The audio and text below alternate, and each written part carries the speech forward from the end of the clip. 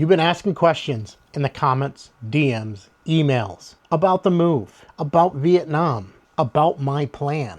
So today I'm answering all of them. The practical stuff, the scary stuff, the wait, you didn't think about that stuff. Before I get to the questions, I want to take a moment and thank my awesome audience we have here on YouTube.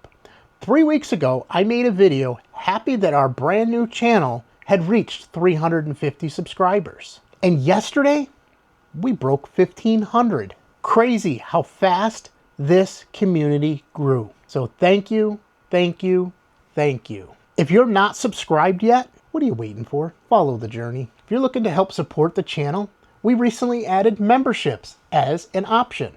Many of you have reached out to ask how you can support the journey. This is a great way that you can do that. 25 days left before I leave Syracuse. Okay, now let's dive into those questions. This morning, while I was enjoying my breakfast, the lovely waitresses who are very curious about my journey began asking some questions.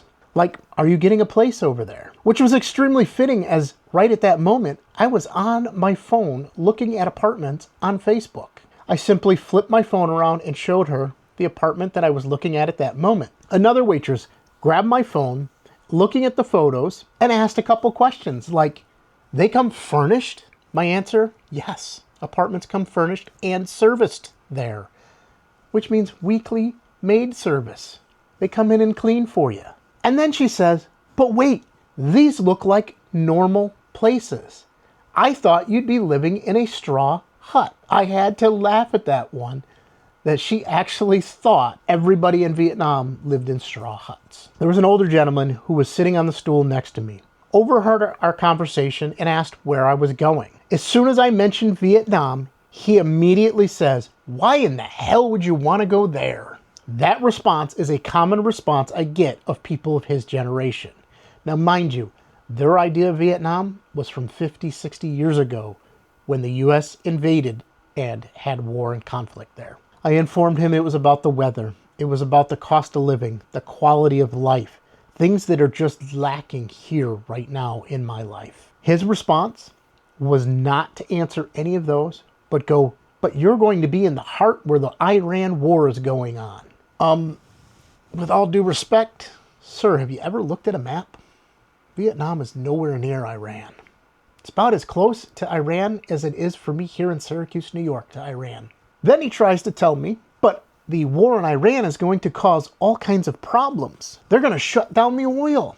I laughed and said, okay, so I could sit here freezing, struggling to get by because the economy sucks in the United States, and worry about the same exact things. Or I could go to Vietnam, have a much better quality of life, enjoy life, much cheaper cost of living, and a warmer climate. So, snowstorm or beach paradise? Which would you choose? It's all about perspective. Closed-minded people can't think outside of the box. Again, decisions are mine, for me, and what I need in my life. Is it for everybody? Nope. Are there people like me? Yep. So now let's get into some of the questions. First round of questions, we're going to talk about some logistics about Vietnam. Question number 1. I'm using my tablet here to help me go through all the questions because there's no way this old brain is going to remember all of them. Have you actually been to Da Nang before, or is this your first time? Clearly that comes from people that haven't watched all the videos or even some of the beginning videos where I talk about this. No, I've never been to Da Nang. Never been to Vietnam at all. I'm landing April 2nd and figuring it out in real time. Is it risky? Absolutely. But I've lived overseas before. South Korea, Italy, traveled all around Europe. So I know what international living is all about. And honestly, a 2-week vacation doesn't tell you what living somewhere is actually like. Tourism versus daily life is completely different.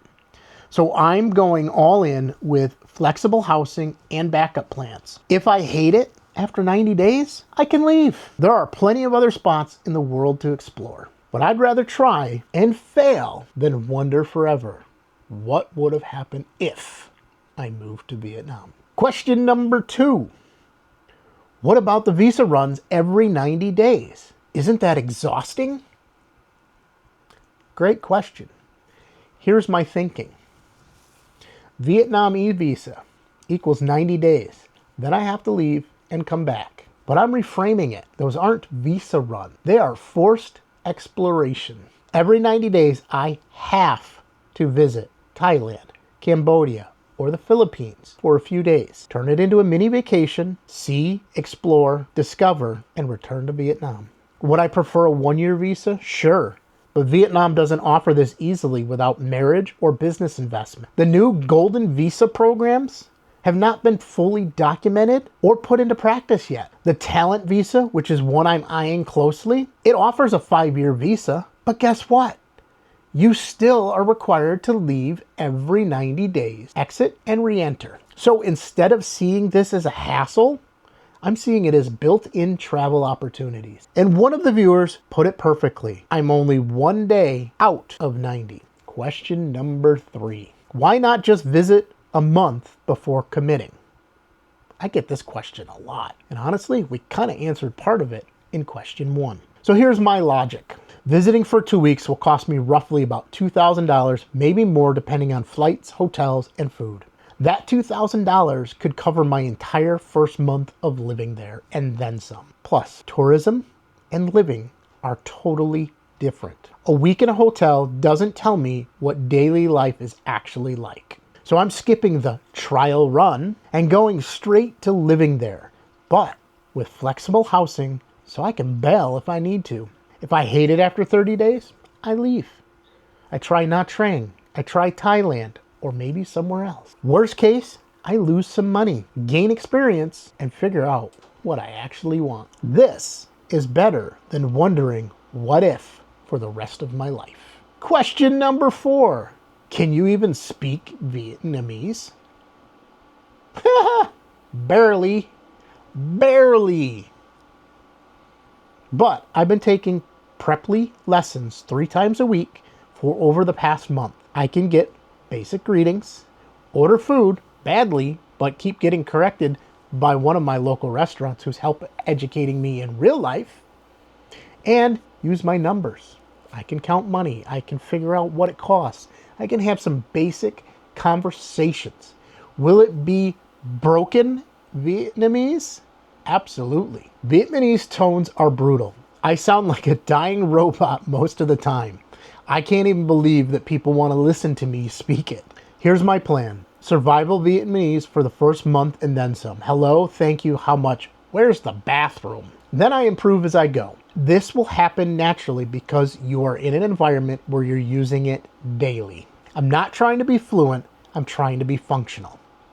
And honestly, most expats in Da Nang get by with minimal to none Vietnamese because there's a decent English-speaking community and Google Translate exists. While it'll be hard without fluency, yes, I will figure it out. All right, section 2 of our questions. This all revolves around money and banking, some of the hottest topics, some of the most opinionated topics there are in our comments, emails, DMs, and going back and forth amongst the viewers. How do you handle US banking while overseas? Well, funny you ask.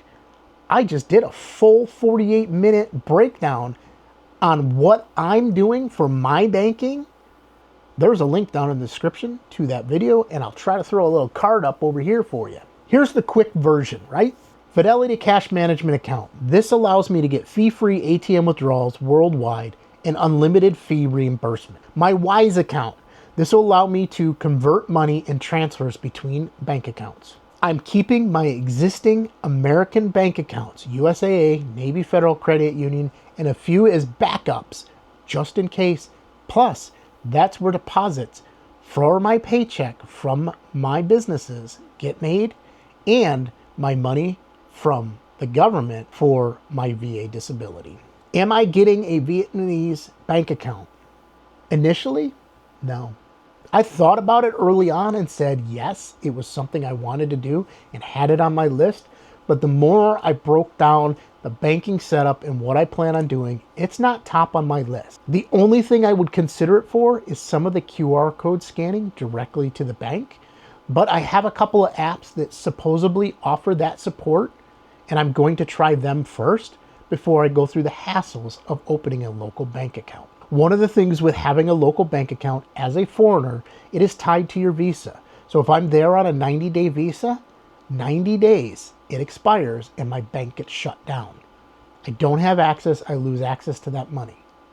When I renew my visa, I have to return to the bank with a new visa in order for them to extend it another 90 days. That can become a huge hassle. So making that bus visa run, you need to make sure you have cash on you, because depending on if it's a holiday or a weekend, you may not have access to your money for a few days.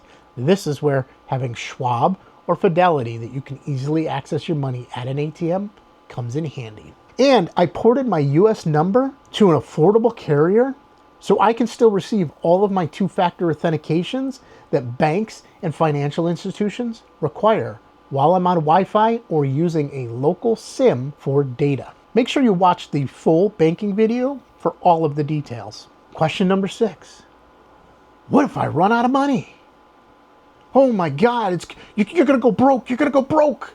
Man, the number of people who have no clue about my finances that wanted to give me financial advice or tell me that I don't have enough money to make this trip, I laugh at. Like, you have no clue how much money I've got sitting in the bank, where my funds are coming for, how much money I bring in a month, or anything, but you're trying to give me advice. I love it. I love the engagement. I love the proactive people that, are telling me things, but 99% of the shit that they spew in those comments is not factual. Do your own research, do your own homework. Now let's answer that question. It's a valid concern. Here's my safety net. I have multiple income streams that are all remotely friendly. There are 2 income streams that I have that are not remotely friendly, and unfortunately, I'm closing those businesses. I could have left those in the hands of some of my employees that I'm keeping here in the US. However, it's more of a hassle than the money that those produce. And they've been around for years. It's time to let it go. New chapter in life. I have an emergency fund that contains somewhere between $5,000 and $10,000. I will not give you the exact amount, so stop asking. Plus, specific savings accounts with money set aside for things like medical expenses and other items, including a slush fund for impromptu exploring of Southeast Asia. If money ever gets tight or goes faster than I expected, I will cook more, eat out less. Don't see that one happening. Food is cheap. Unless all of a sudden I have a craving to eat Western food every single day or foreign food every single day. Guess what? Not going to happen. I can move to a cheaper neighborhood, right? Think about something like Suntrawl versus Anthong. Side gigs. Could be an English tutor. Yeah, no, I don't see that happening. I'm a digital entrepreneur. I have been innovating since, God, I was probably 8 years old. So you're talking over 40 years ago? I think I can get by finding a way to hustle and make money. And worst case scenario, I dip into my savings. If all of this fails, shit, I come back to the US, regroup, and try again later. Maybe a different location, maybe a different plan. My budget is extremely conservative, $1,200 to $1,500 a month for everything, but I have plenty of buffer to go over that. Vietnam is cheap enough that even if I'm off by 30%, I'm still okay. I don't see my numbers being off. When you think about it, the average local citizen survives on like $290 a month is their income. Question number 7. It amazes me the number of people that ask this one. And some of the ones that not just ask, but kind of dictate how I should do things, right? Are you filing U.S. taxes from Vietnam? Yes. U.S. citizens have to file taxes no matter where they live. If you are a U.S. citizen, you have to pay taxes. I still receive my 1099s digitally. I can use TurboTax or a remote CPA and e-file while I'm in Vietnam. I own multiple businesses which are still operating in the U.S. So yeah, I got to file my taxes. The foreign earned income exclusion, which is roughly $126,500 in 2026, should cover most of the income that I get as a salary from my businesses. So that's tax-free money. The bigger challenge is maintaining a U.S. address for tax purposes. I'm using a trusted friend for that. Filing taxes remotely is actually one of the easier parts of living abroad. Section number 3, let's talk about Vietnam living. What if you get sick? What happens if I get sick here in the US? You go see a doctor. I won't have travel insurance, something like Safety Wing, that covers international medical. Why? Because being a male over 50, the costs are outrageous. The amount of money to pay for that plan just in case I need it is not worth it. I could take that money, dump it into a savings account, and use it as an emergency medical fund should I get sick or break a leg or an arm. Or, worst case scenario, get in an accident. Healthcare in Vietnam is very cheap compared to the US. There are international hospitals you can get the same level of care, if not better care than here in the US, because they are Western trained doctors. They speak fluent English, and the cost of the services is a fraction of the co-pays here in the US. So my plan, pay out of pocket when needed, if needed, versus giving money to an insurance company just in case. Da Nang has international hospitals like Family Medical Practice and Vinmec, which have English-speaking doctors. For the minor stuff, a cold, stomach issue, the local clinics, the local pharmacies, they're cheap. Serious emergencies, hit up the international hospital. Worst case scenario, dip into my emergency fund, fly back to the US, and see the VA hospital here. Again, I have 5 to 10K as an emergency fund specifically for situations like this.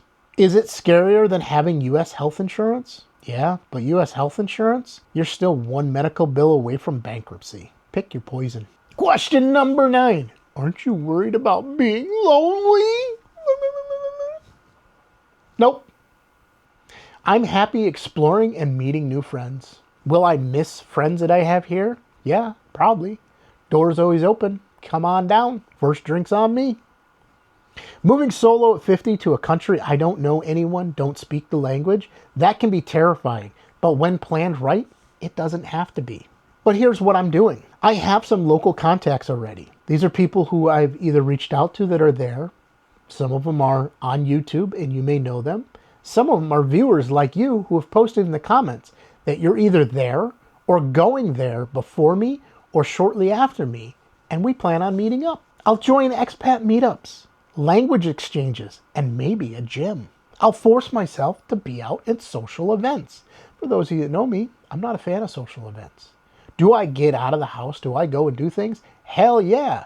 Do I want to hang out with a bunch of people and put a big smile on my face just to have a great time? No. And honestly, if loneliness becomes unbearable, I reassess. Maybe I move to a more social city. Maybe I come back. Maybe I find a different solution. But I won't know unless I try. Question 10.